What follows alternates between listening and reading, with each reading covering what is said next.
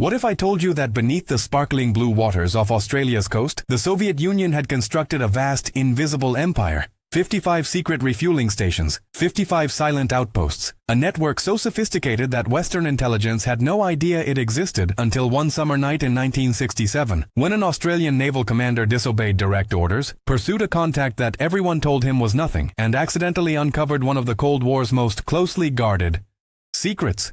Before we dive into this extraordinary story, drop a comment below and let me know where you're watching from and whether you've ever heard whispers of this remarkable chapter in naval history.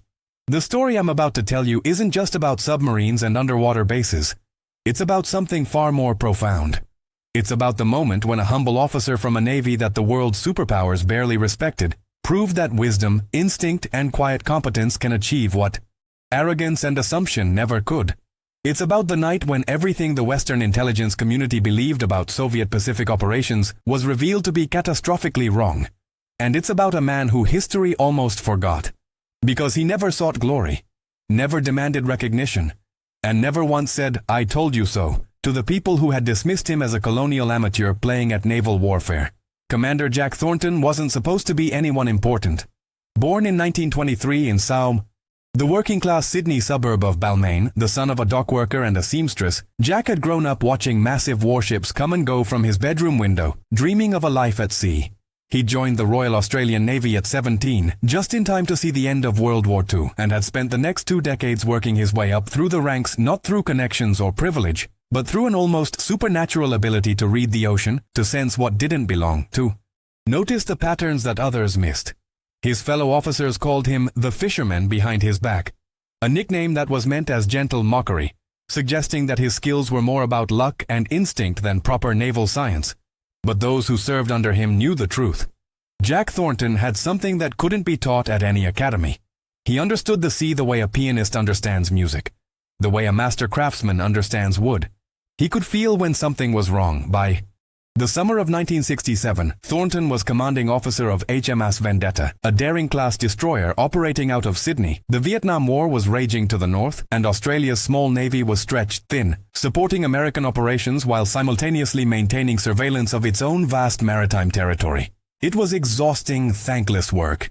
And increasingly, Thornton found himself dealing not just with the operational challenges of patrolling millions of square miles of ocean, but with something else. Something that ate at him during his late-night watches on the bridge. For months, his sonar operators had been picking up strange acoustic signatures in the waters between Tasmania and the Antarctic Convergence Zone. Fleeting contacts. Anomalies that appeared and vanished. Sounds that didn't quite match any known Soviet submarine class, but didn't quite match whales or geological activity either. Every time Thornton filed a report about these contacts, every time he requested permission to conduct a thorough investigation, he received the same response from the Joint Intelligence Committee in Canberra. Negative. Probably whales. Probably thermal layers creating false returns. Probably nothing. But what made Thornton's situation truly frustrating, what transformed routine skepticism into something that felt like institutional contempt, were the liaison officers. After the ANZUS Treaty had bound Australia, New Zealand, and the United States into a formal alliance, the Australian military had found itself flooded with advisors and observers from Britain and America. Officially, these officers were there to coordinate intelligence sharing and operational planning. In reality, many of them viewed their Australian counterparts as enthusiastic amateurs, colonials playing dress-up in a game that belonged to the real superpowers. And nowhere was this attitude more pronounced than in the person of Captain Geoffrey Whitmore Hayes, Royal Navy. Whitmore Hayes was everything Thornton wasn't. Eton-educated. Sandhurst-trained. The third son of a baron with a family military tradition stretching back to Trafalgar. He'd been assigned to the Australian Naval Board as Britain's senior liaison officer, and he approached the position with the casual arrogance of someone who genuinely believed that Australian intelligence was, at best, a quaint contribution to the serious business of containing Soviet expansion. When Thornton's reports about anomalous sonar contacts crossed his desk, Whitmore Hayes didn't just dismiss them. He mocked them. In one particularly memorable briefing in June 1967, he'd actually laughed. "Commander Thornton," he'd said, his crisp Oxbridge accent dripping with condescension, "I appreciate colonial enthusiasm for the great game, but Soviet submarines don't simply materialize in Australian waters. We have intelligence assets tracking every major Soviet naval vessel from Vladivostok to Murmansk. If there were Any significant underwater activity in your patrol zones, believe me, we would know about it. The room full of officers had laughed politely. Thornton had said nothing, but his jaw had tightened almost imperceptibly. Then there was Commander Bradley Stevens, U.S. Navy, the American intelligence liaison. Stevens was different from Whitmore Hayes, but no less dismissive. Where the British officer was openly contemptuous, Stevens was patronizing, treating Thornton's concerns with the kind of patient condescension you'd use with a child who insists there's a monster under the bed. "Jack," he'd said, using Thornton's first name with calculated familiarity. "We've got submarine tracking networks that can hear a Soviet boat starting its engines in Vladivostok from listening posts in California. We've got satellite reconnaissance and signals intelligence that processes thousands of intercepts every day. The idea that the Soviets have some secret underwater infrastructure that we've missed? It's not just unlikely, it's impossible. You're chasing ghosts, my friend. Focus on what we know. Vietnam. That's where the real war is."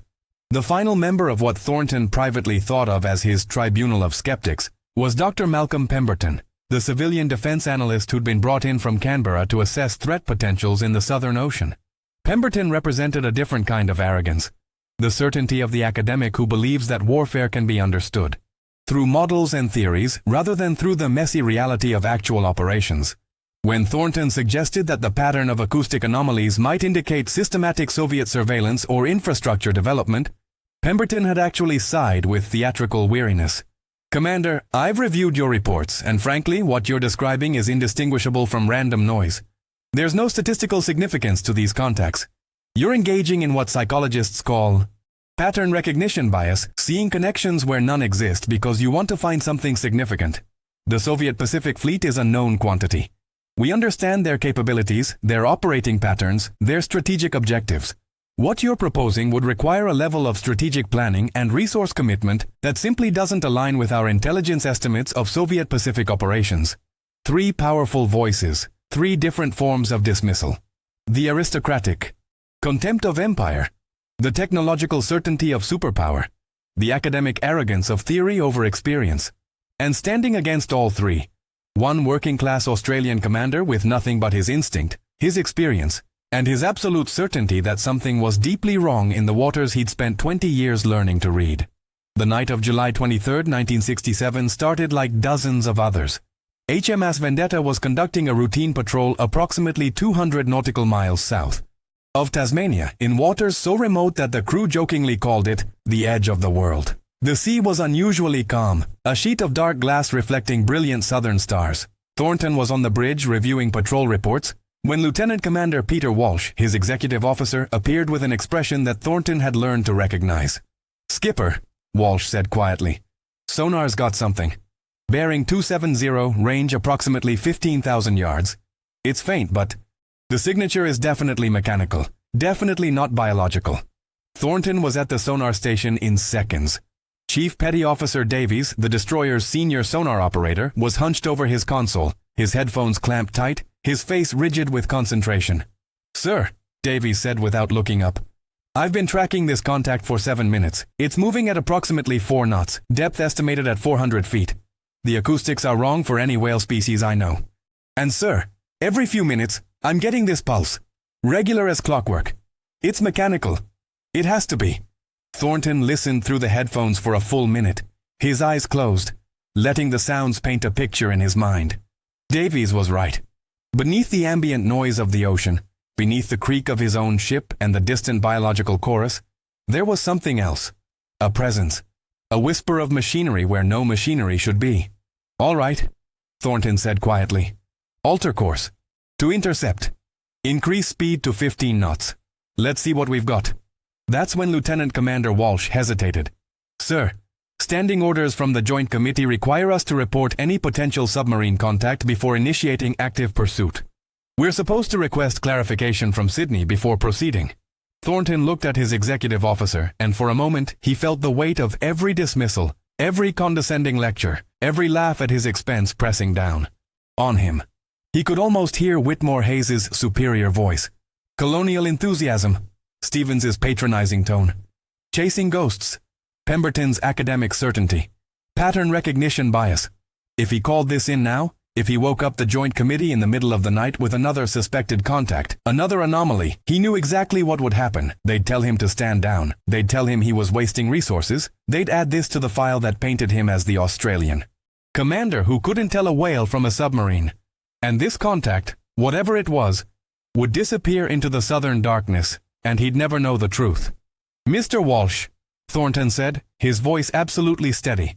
"I am exercising my authority as commanding officer to investigate a potential navigation hazard in our patrol zone. We'll report the full circumstances of the encounter once we've determined the nature of the contact. Proceed with intercept course." For the next 40 minutes, HMS Vendetta stalked its prey through the dark waters.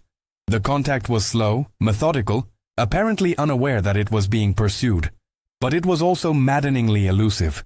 Every time the destroyer seemed to be closing the range, the contact would shift slightly, sliding deeper or altering course just enough to maintain distance. Thornton stood on the bridge, his hands gripping the rail, his mind calculating angles and depths and possibilities. This wasn't random movement. This was someone who knew they might be followed. Someone who was very, very good at staying hidden. "Sir," Davies called from the sonar station, "the contact is altering depth, going deeper. 700 feet now, 800. Then suddenly, "Sir, I've lost contact. It's just gone." The bridge fell silent. Thornton felt his stomach sink. They'd been so close. And now, nothing. Just the empty ocean, keeping its secrets. But then, something extraordinary happened. Something that would later seem almost providential. Chief Davies, who'd been scanning the waters where the contact had vanished, suddenly straightened. "Sir," he said slowly, "I'm picking up something else. Not the submarine. Something stationary. Bearing 268, range 6,000 yards. There's a structure on the seafloor. Sir, it's large. And it's definitely man-made." Thornton ordered the ship to proceed to the coordinates at minimum speed, every sensor active, every eye on the crew straining into the darkness. When they arrived at the location Davies had identified, the destroyer's depth sounder painted a picture that shouldn't have existed. At a depth of approximately 900 feet, in waters that were supposed to be empty seabed, there was a structure, a solid, geometric anomaly approximately 60 feet in length, rising 20 feet off the ocean floor. "Mr. Walsh," Thornton said, his heart pounding, "prepare the diving team. We're going to take a closer look." The decision to send divers down was dangerous, possibly reckless. They were in international waters, pursuing an unidentified contact, investigating a structure that might be anything from a geological formation to a Soviet listening post.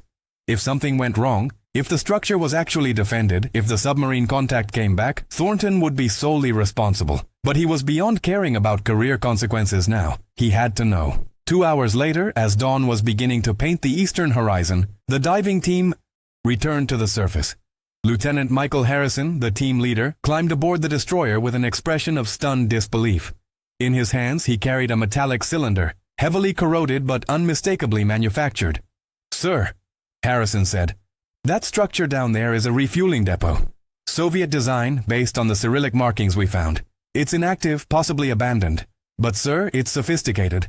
Pressure-resistant fuel bladders, automated pumping systems, navigation. Beacons. This wasn't some improvised outpost. This was professional, planned infrastructure. The silence on the deck was absolute. Every man understood what this meant. The Soviets hadn't just been operating in Australian waters. They'd been building infrastructure. Permanent, sophisticated infrastructure designed to support extended submarine operations thousands of miles from their home ports. This wasn't reconnaissance. This was strategic positioning on a scale that Western intelligence had completely missed. But the real discovery was still to come. When the diving team brought up additional materials from the depot, including a waterproof container that had been secured in a maintenance compartment, they found something that would change everything. Navigation charts. Dozens of them, printed on water-resistant paper, marked with Cyrillic annotations and precise coordinates. And as Lieutenant Harrison carefully unfolded these charts on the mess table, with Thornton and his senior officers crowding around, the full scope of what they'd stumbled upon became horrifyingly clear. The depot they'd discovered wasn't an isolated installation. It was part of a network. A vast, interconnected network of underwater facilities stretching from the Indian Ocean to the Coral Sea. 55 separate locations, each marked with operational codes, depth specifications, and fuel capacity estimates. 55 secret Soviet outposts in what the West had assumed was its own strategic backyard. Thornton stood looking at those charts, his mind reeling. For months he'd known something was wrong. For months he'd filed reports, raised concerns, pushed against the institutional certainty that told him he was mistaken. And for months he'd been dismissed, mocked, patronized by men who were absolutely confident in their superior knowledge. And now, spread across the table, was proof that he'd been right. Proof that the Soviet threat in the Pacific was far greater than anyone in the Western intelligence had imagined.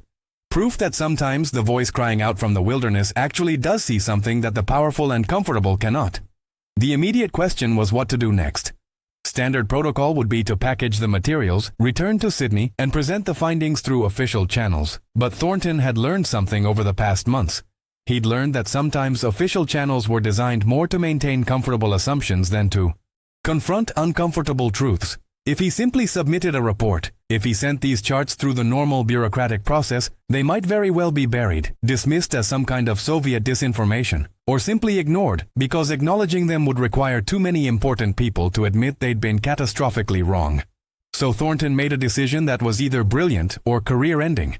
He ordered Lieutenant Harrison to photograph every single chart, every document, every piece of evidence they'd recovered. Then he personally contacted the Australian Chief of Naval Staff, bypassing the entire liaison structure, and requested an emergency briefing in Canberra within 48 hours. When his communication officer expressed surprise at this breach of protocol, Thornton's response was simple.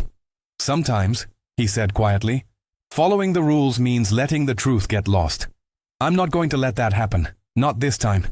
The briefing, held in a secure conference room at the Department of Defence in Canberra on the morning of July 26th, was one of the most tense confrontations in Australian military history. Thornton stood at the front of the room, still in his service dress uniform, still carrying the salt smell of the sea, facing an audience that included the Australian Chief of Naval Staff, the Minister for Defence, and yes, Captain Jeffrey Whitmore Hayes and Commander Bradley Stevens, both of whom looked like they'd been dragged from bed and forced to attend a briefing they considered a waste of their valuable time. Whitmore Hayes spoke first, before Thornton had even finished setting up his presentation materials. "I must protest this irregular proceeding," the British officer said, his voice sharp with irritation. "Commander Thornton has initiated an unauthorized investigation, violated standing protocols about contact with suspected Soviet vessels, and now demands the attention of senior defense officials based on what appears to be some underwater debris he's mistaken for strategic infrastructure.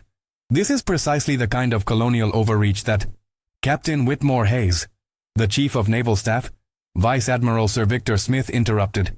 "The commander has come directly to me with evidence he believes is crucial to Australian security. The least we can do is hear what he has to say before judging the value of his findings. Commander Thornton, proceed." For the next 30 minutes, Thornton presented his case. He detailed the months of anomalous sonar contacts. He described the decision to investigate the contact on July 23rd. He showed photographs of the underwater depot. And then, with quiet drama, he unrolled the Soviet navigation charts and explained exactly what they showed. 55 installations. Fuel capacity sufficient to support sustained submarine operations across the entire South Pacific. Construction dates suggesting the network had been operational since at least 1963. Strategic capability that rendered virtually every Western assumption about Soviet Pacific operations obsolete. The room was silent when he finished. Then Commander Stevens leaned forward, his expression skeptical.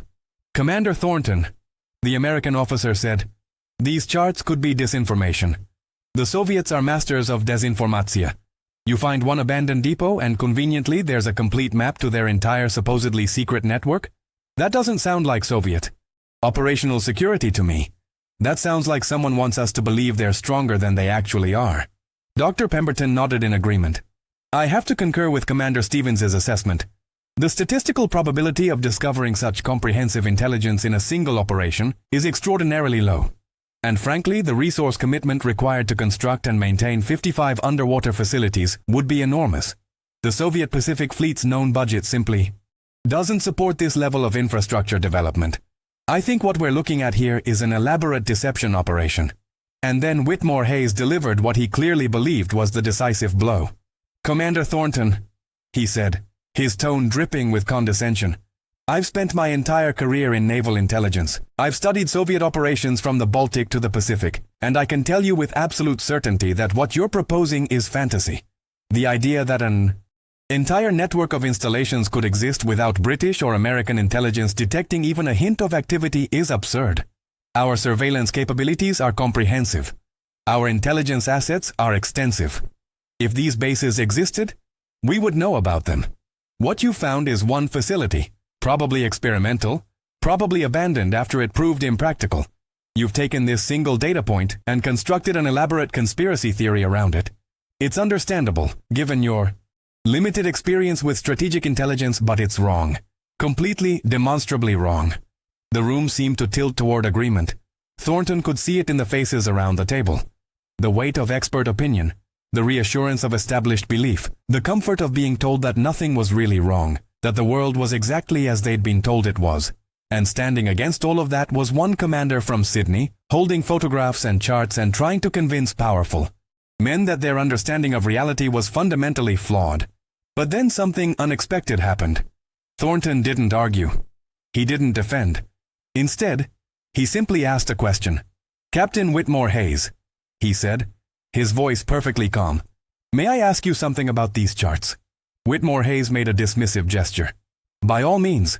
These annotations here along the coordinates for installation 37, Thornton said, pointing to a section of one of the charts. "Can you tell me what they say?" Whitmore Hayes barely glanced at the chart. "I don't read Russian, Commander. That's what translators are for." "Of course," Thornton said. "Commander Stevens, Dr. Pemberton, do either of you read Russian?" Both men shook their heads, clearly annoyed by the distraction. And that's when Thornton revealed something that none of these men, for all their assumptions about his capabilities, had any idea he possessed. "Installation 37, Thornton said, now speaking slowly, and clearly in perfect Russian, reading directly from the chart, is designated as Pribozh 2, Wave 2. Operational since November 1964. Maximum capacity, 4 Type 6 Monran 13 submarines simultaneously. Navigation approach requires following the thermal layer at precisely 420 feet to avoid acoustic detection from surface vessels. Emergency evacuation protocol requires scuttling charges placed at coordinates marked Untold, destroy. Then, switching back to English, Thornton looked directly at Whitmore Hayes. "These aren't disinformation, Captain. These are operational documents. Working blueprints. And I know that because I can read every word on them." The stunned silence in the room was profound. Finally, Vice Admiral Smith spoke. "Commander, are you telling us you speak Russian?" "Yes, sir," Thornton replied. "Fluently. I started teaching myself in 1948, after I was assigned to intelligence analysis following the war. I saw what was coming with the Soviet Union, and I realized that if we were going to understand their capabilities, someone needed to actually understand their language, their doctrine, their way of thinking. I've spent nearly 20 years studying Soviet naval strategy, not through English translations or intelligence summaries, but through their own documents, their own technical manuals, their own strategic journals. I know how they think, I know how they operate. And gentlemen, what I'm telling you is that these charts are real. The network is real, and we've been blind to it because we were too arrogant to imagine that the Soviets might be capable of something we didn't expect." The atmosphere in the room had changed. Whitmore Hayes looked as if someone had punched him in the stomach. Stevens was leaning forward, his earlier certainty evaporated. Dr. Pemberton had gone very pale. But Thornton wasn't finished, because there was one more piece of the puzzle that he needed to reveal. One more reason why this discovery mattered to him on a level that went beyond professional duty. "There's something else you should know," Thornton said quietly. "In February 1942, my father was serving aboard HMS Perth when it was sunk during the Battle of Sunda Strait. He survived the sinking, made it to shore in Java, and was captured by the Japanese. He spent the next 3.5 years as a prisoner of war, working on the Burma Railway. He weighed 90 pounds when the Allies finally liberated him. He died in 1951, when I was 28 years old, from complications related to the malnutrition and disease he'd contracted in the camps." The room was completely silent now. Thornton's voice remained steady, but there was an intensity in his eyes that commanded absolute attention. "My father taught me something before he died," Thornton continued. "He said that the greatest danger in war isn't the enemy you can see. It's the enemy you refuse to see. He said that in 1942, everyone knew the Japanese couldn't possibly attack Singapore from the landward side. Everyone knew their military capabilities were inferior. Everyone knew we were safe. And then 70,000 British and Australian soldiers surrendered in the greatest defeat in British military history. My father said that arrogance, the certainty that you already know everything important, is more dangerous than any weapon. He made me promise that if I ever had the chance to speak the truth about a threat, even if powerful people didn't want to hear it, I would find the courage to speak. Well, gentlemen, I'm speaking. These bases are real. This network is real. The Soviets have been operating in our waters for years, and we missed it because we were too proud to imagine we could be wrong. For a long moment, nobody spoke. Then Vice Admiral Smith stood up, walked to the table, and looked down at the charts with new eyes. "Commander Thornton," he said finally, "I owe you an apology. We all do." He turned to face Whitmore Hayes and Stevens. "Gentlemen, I believe we need to reassess our intelligence assumptions about Soviet Pacific operations, immediately." What followed in the weeks and months after that briefing was a complete restructuring of Western intelligence's understanding of Soviet naval capabilities in the Pacific. Reconnaissance missions were launched to verify the locations marked on the captured charts. 37 of the 55 installations were confirmed to be operational or recently active.